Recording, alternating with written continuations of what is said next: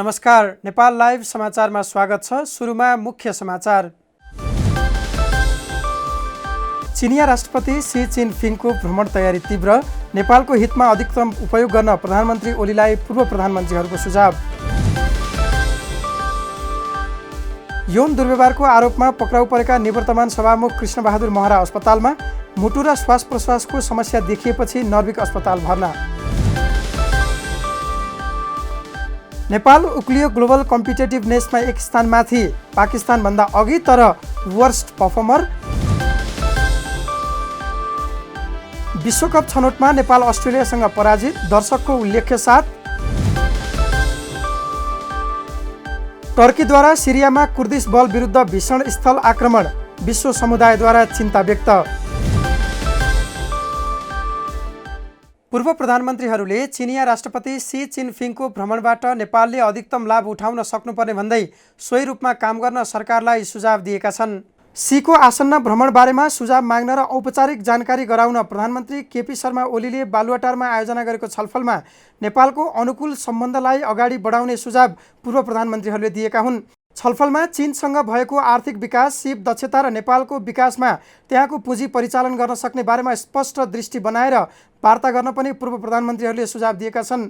छलफलमा प्रधानमन्त्री ओलीले चिनिया राष्ट्रपति सीको भ्रमणका लागि भइरहेको तयारीका बारेमा जानकारी गराएका थिए। छलफलमा पूर्व प्रधानमन्त्रीहरूसँगै परराष्ट्र मामिलाका जानकारहरू समेत सहभागी थिए। छलफलमा पूर्व प्रधानमन्त्रीहरू शेरबहादुर देउवा, माधव कुमार नेपाल, झलनाथ खनाल, डाक्टर बाबुराम भट्टराई र खिलराज रेग्मीको सहभागिता रहेको थियो।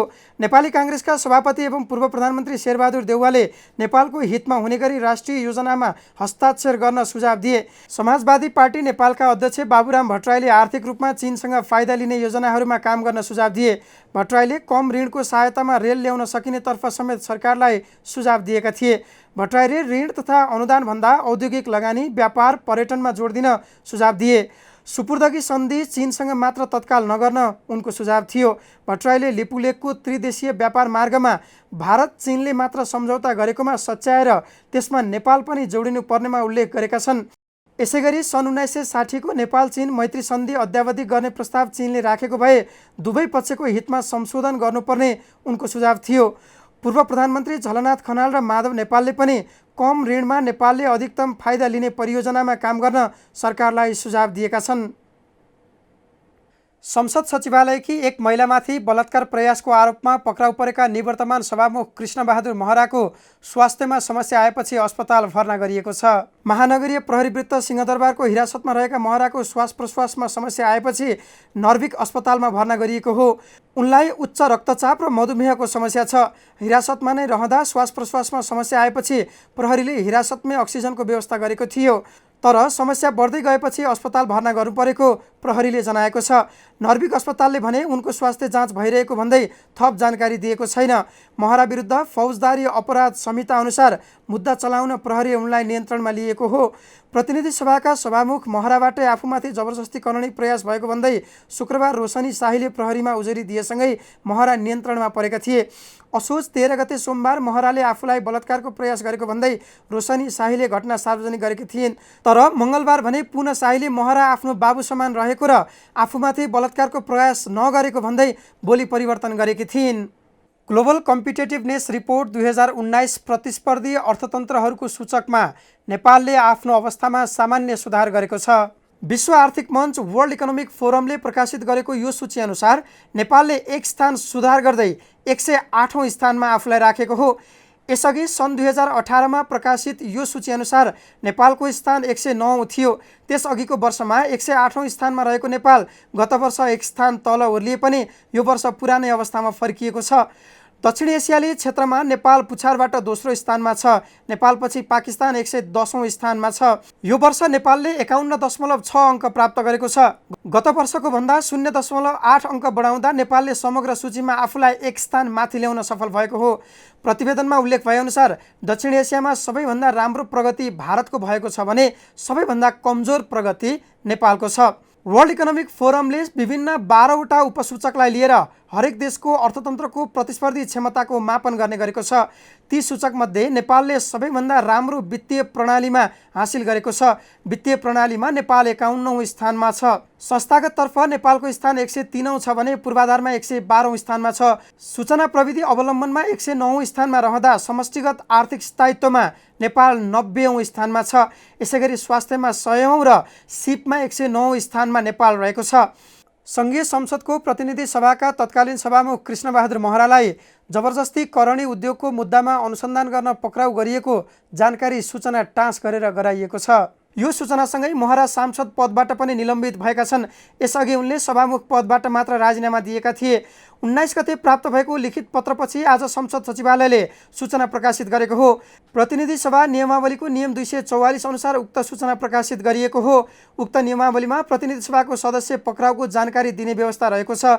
उक्त व्यवस्था अनुसार महासचिवले सभामुखबाट राजीनामा दिएपछि संसद पदमा कायम रहेका महरालाई पक्राउ गरेको जानकारी गराइएको हो। महरामाथि अनुसन्धानका लागि संविधानको धारा 103 अनुसार पक्राउ अनुमति जिल्ला अदालतबाट लिएर पक्राउ गरिएको उल्लेख छ।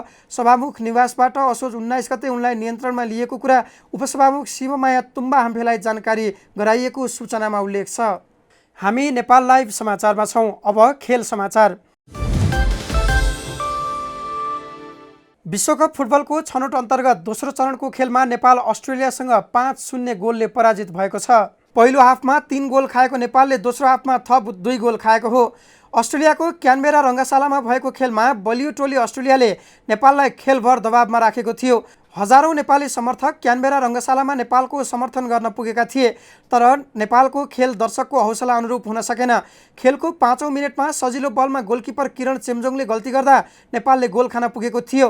पहिलो र दोस्रो दुवै हाफमा केही उत्कृष्ट बचाउ गरेका उनले खेलको 59औं मिनेटमा पनि सामान्य गल्तीका कारण गोल खान पुगेका थिए। अस्ट्रेलियाका लागि पहिलो गोल जेमी म्याकरेनले गरेका थिए। म्याकरेनले नै अस्ट्रेलियाका लागि खेलको 18औं मिनेटमा दोस्रो गोल गरेका थिए। यस्तै खेलको 24औं मिनेटमा कर्नरबाट आएको बल अस्ट्रेलियाका ह्यारी सोटरले गोल गर्दै 3-0 को अग्रता बनाएका थिए। 59औं मिनेटमा ह्यारीले नै व्यक्तिगत दोस्रो र टिमका लागि चौथो गोल हानेका थिए। खेलको 90औं मिनेटमा म्याक्लेरनले ह्याट्रिक गर्दै अस्ट्रेलियालाई 5-0 को जित दिलाए। नेपाली टोलीका प्रशिक्षक योहान कालिनले अस्ट्रेलिया विरुद्ध स्ट्राइकर विमल घरती मगरलाई बेन्चमा राखेर अभिषेक रिजाललाई मौका दिँदै 4-5-1 को फर्मेसनमा खेलाएका थिए। अस्ट्रेलियाको पोस्टमा नेपालले एउटै राम्रो प्रहार गर्न सकेन।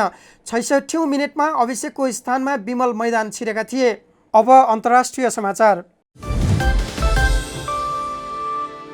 उत्तर पूर्वी सिरियामा कुर्दिश लडाकुको नियन्त्रणमा रहेको इलाकामा टर्कीको सुरक्षा बलले भीषण स्थल आक्रमण गरेका छन्।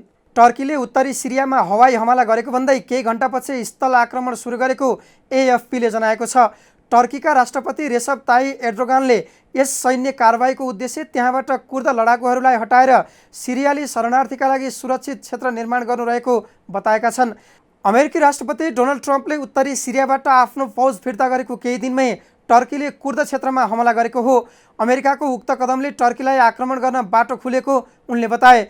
राष्ट्रपति रेसप तायिप एर्डोगानले बुधबार ट्विटरमा आक्रमण सुरु गर्ने घोषणा गरे लगत्तै कुर्द स्थलहरू लक्षित गर्दै हवाई र त्यसपछि स्थल आक्रमण भएको थियो। यस आक्रमणको कारण हजारौं सर्वसाधारण आफ्नो घर छोडेर भाग्न बाध्य भएका छन्। बुधबार टर्कीको सेनाले सीमा क्षेत्रमा रहेका कैयौं सिरियाली नगरहरूमा हवाई हमला तथा गोलाबारी गरेका थिए। बुधबार अबेर टर्कीको फौजले अल अब्याद नगरमा स्थल आक्रमण गरेको छ। यो नगर कुर्द समूह YPG को नियन्त्रणमा थियो। ब्रिटिस विदेश मन्त्रीले टर्कीको यस हमलाप्रति गम्भीर चिन्ता प्रकट गरेका छन्। यस हमलाबाट सो क्षेत्रमा अस्थिरता हुने, मानवीय सङ्कट गहिरिने तथा आइएस विरुद्ध मिलेका सफलता उल्टिने जोखिम भएको उनले बताएका छन्।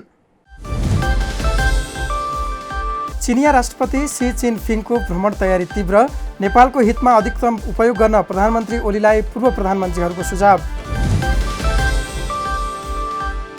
यौन दुर्व्यवहारको आरोपमा पक्राउ परेका निवर्तमान सभामुख कृष्णबहादुर महरा अस्पतालमा, मुटु र श्वास प्रश्वासको समस्या देखिएपछि नर्भिक अस्पताल भर्ना। नेपाल उक्लियो ग्लोबल कम्पिटेटिभनेसमा 1 स्थानमाथि, पाकिस्तानभन्दा अघि तर वर्स्ट परफर्मर। विश्वकप छनौटमा नेपाल अस्ट्रेलियासँग पराजित, दर्शकको उल्लेख्य साथ। टर्कीद्वारा सिरियामा कुर्दिश बल विरुद्ध भीषण स्थल आक्रमण, विश्व समुदायद्वारा चिन्ता व्यक्त। नेपाल लाइभ समाचार आजलाई यति नै। हाम्रा सबै कार्यक्रम युट्युब, फेसबुक र हाम्रो वेबसाइट nepallive.com मा पढ्न र हेर्न सक्नुहुनेछ। हरेक दिन बेलुका 7:30 बजे मुख्य बुलेटिनका साथ उपस्थित हुने नै छौँ। हामीलाई हेर्दै रहनुहोला। नमस्कार।